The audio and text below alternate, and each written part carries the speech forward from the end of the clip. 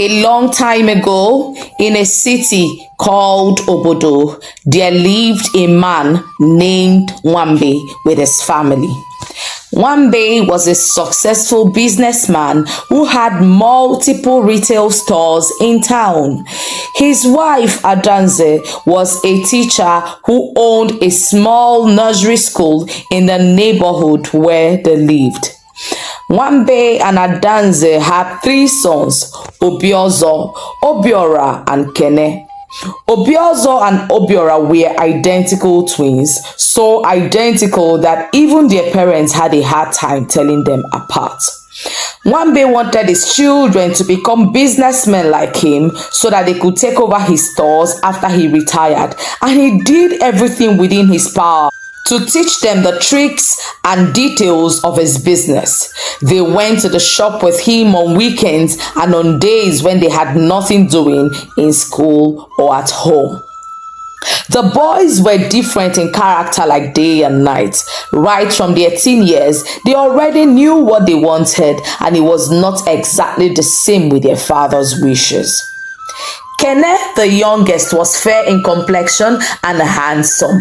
Everyone who saw him always had something to say about his looks. He's so fine. He just looks like his mother. All this beauty wasted on a man. He had a charming personality capable of drawing a smile from even the hardest person. I hate going to the shop on weekends, Kenneth murmured as they got ready on a Saturday morning. I would rather go for my highlight music rehearsals. It's more fun. I wonder what you find interesting about high life music. It is boring. That was Obiora, his brother, the twin. Both of them did not really like going to the shop, but they went anyway because they did not want to incur the father's wrath. What are you both doing there? Why are you not at the shop yet? Thundered Wambe, who did not understand why two of his sons were reluctant about their responsibilities at the store. The wrinkles on his forehead creased even further in worry, and his pot belly bounced gently as he walked towards the car. Obiora always had his nose buried in a book, while Kene was always either singing something or dancing to another. Obiozo was the only one who gave him hopes as regards taking over the business. He spent the bulk of his free time at the shop, attending to customers and asking the right questions. Make sure I see you both at the shop in the next few minutes, he told the boys as he walked to his car, lost in thought. Wambe missed a step and fell down. The sound of his large frame on the floor brought his two sons running to the door. Obiora and Kene met their father lying on the floor with a deep cut on his head.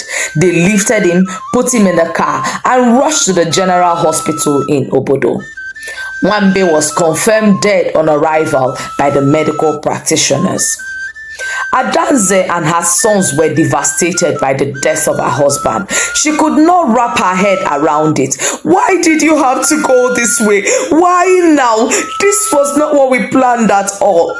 She often spoke to herself while crying. She lived as though nothing and no one else existed. At all times, she was either crying or staring into space, rocking herself back and forth. 2 weeks after Wambe died, his wife Adanze went to sleep and did not wake up. They were both buried on the same day. Obiozo, Obiora, and Kene threw themselves into running their father's business to deal with their grief. Each of them managed one of their father's 3 shops in town. Obiozo's shop naturally performed better because he knew the business better than his 2 brothers. 2 years after the death of their parents, Obiozo and Obiora got married. Obiozo married Ifoma, his childhood friend, while Obiora married Ene, who he met at his shop.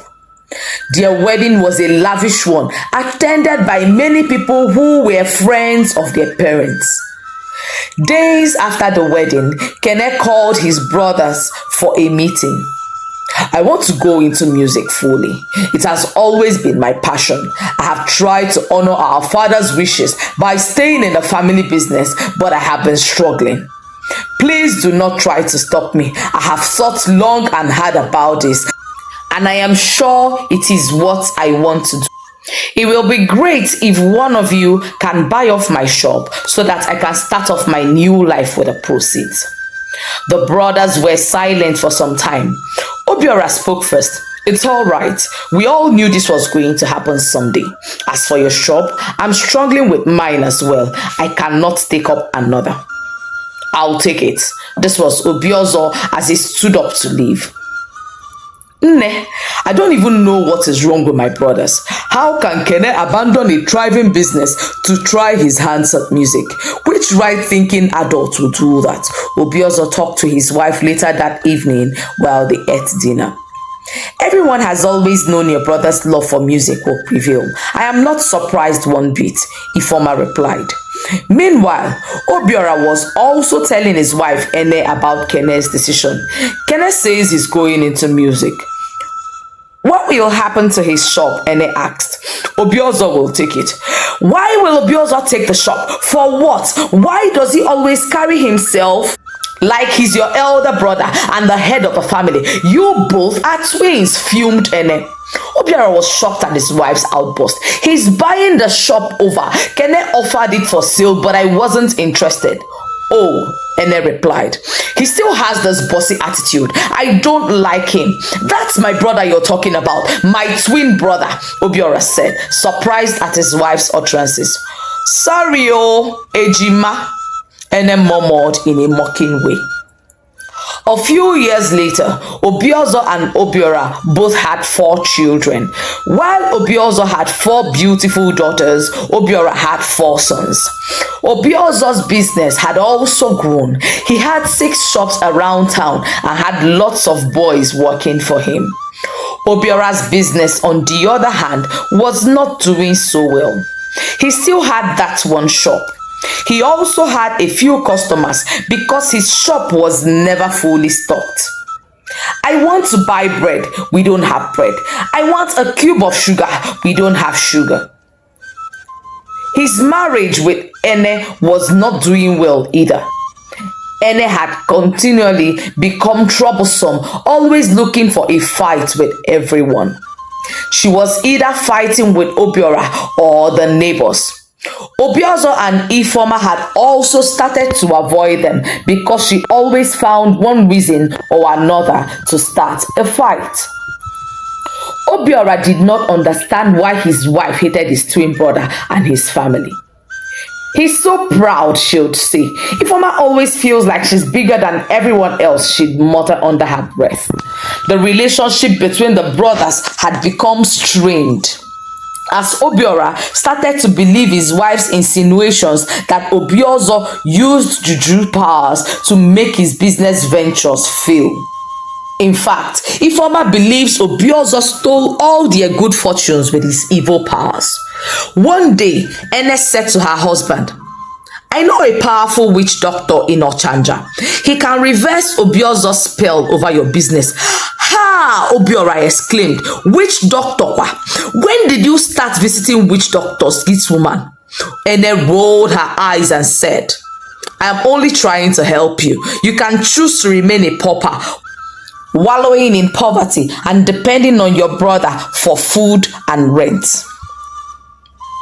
Ene's words rang in Obiora's head all week long. The more he thought about it, the more the thought of depending on Obiozo for survival worried him. 1 week later, early on a Saturday morning, he woke Ene up and said, let's go see the witch doctor. Ene asked him in a sarcastic tone, did your brother's spell finally clear from your eyes? Obiora did not bother to answer her. A few hours later, they were on their way to Ochanja. The witch doctor's shrine was a small hut, so small they had to stoop to enter. The shrine was dimly lit with a local candle, and there were sculptures and carvings of scary images hanging on the wall and littered on the floor. It was an eerie sight. Your brother, whom you seek to destroy, is innocent. You should not raise a finger on an innocent man. Uko, the witch doctor, said to Obiora as soon as they entered the shrine. Obiora was shocked. How did he know why they had come? Did Ene visit him before? If she did, she certainly will not tell him Obiozo is innocent. He stole my good fortunes and made it his, Obiora replied. He who cannot dance puts the blame on the floor, Uko said. We want him dead and out of the way, Ene blotted.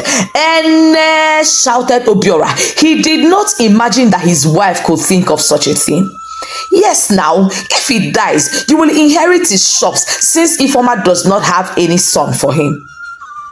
Obiora could not deny that he has secretly imagined his brother dead and inheriting his properties countless times in his mind. Can that really happen? Envy and greed surely grow on the same stalk, Uko interrupted Obiora's thoughts. Both of you, go home and return in 7 days if you still want what you ask of. But remember that the man who brings ant-infested firewood into his hut should not grumble when lizards begin to pay him visits. Yabrowa, let it be, retorted Ene. The couple argued all the way home about whether or not to proceed with killing Obiozo with juju powers. Obiora spent the next 6 days imagining how rich he would be and how comfortable his family would be if Obiozo was out of the way. He tried to quieten the pricking of his conscience by promising to take care of his brother's family after he has died. Very early on the 7th day, Obiora and Ene set out to Ochanja to see the witch doctor. They had made up their mind to kill Obiozo with juju powers so that they could inherit all his wealth. Uko shook his head as soon as they entered his shrine. There was no need for words. He brought out a small clay pot and handed it to Obiora. Bury it in your room as soon as you get home. He will die within 3 days. If, however, you run into your brother while the pot has not been buried, return the pot to me immediately. It means that your brother is innocent and the consequences of going ahead with your plan will be serious. Obiora and his wife took the pot, got into their car, and started their journey home. As they approached Amaku, Obiora could see a white car from the distance that looked like his brother's car. He silently hoped it wasn't him. Just then, Ene spat out with clenched teeth. This man is evil. It was indeed Obiozo. He waved them to a stop and inquired, where are you both coming from this early in the morning? We got news that my mom is ill. We went to see her, Ene answered quickly. Obiora nodded because he felt like a big lump was stuck in his throat. His heart pounded heavily in his chest and he sweated profusely despite the cool breeze that blew that morning. How is she doing now? Obiozo asked. Much better, answered Ene. When next you have to make this kind of trip, please notify us so that people can give account of where you are and of your safety. With that, Obiozo got into his car and drove off. Ene groaned. You see what I told you? Your brother is so evil. Where is he going to this early morning? How come we ran into him if he does not have spiritual ability to monitor our activities? And why do you look like you just saw a ghost? Because I just did. We are returning the clay pot immediately to the witch doctor. We will do no such thing. We'll see this to the end. I don't even know how or when you became such a coward. Obiora did not want to appear like a coward, so he drove off, clutching the steering wheel so hard his knuckles were pale. They got home, buried the pot in their room as instructed, and waited. On day 3, Ene could not sleep. She was anxiously waiting to hear the news that Obiozo was dead. She kept herself occupied with house chores till dawn. Then she went to wake her husband. Ene let out a loud scream. She found Obiora lifeless on the floor with blood around his mouth. Their children and neighbors gathered because they heard her shout. Everyone was too shocked for words.